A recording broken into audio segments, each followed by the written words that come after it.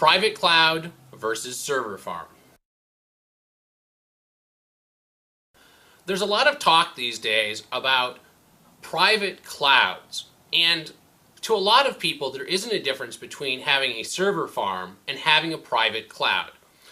The real difference between a private cloud and a server farm is virtualization.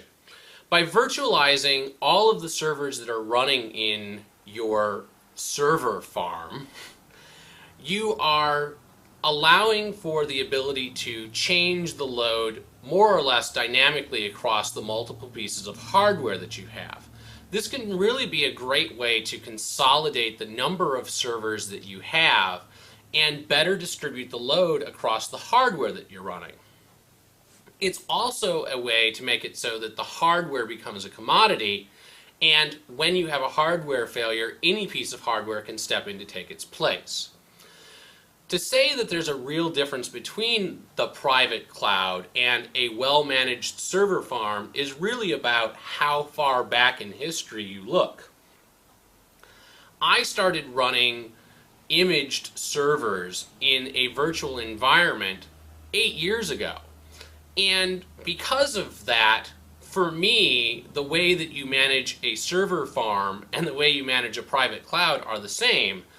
But if you come from a traditional IT standpoint, you probably had a server that was labeled the mail server, and a server that was labeled the accounting server, and a server that was labeled the database server. And because of that difference in timing, the move to a private cloud has really started to be about virtualizing and doing some of the best practices that are even 8 years old.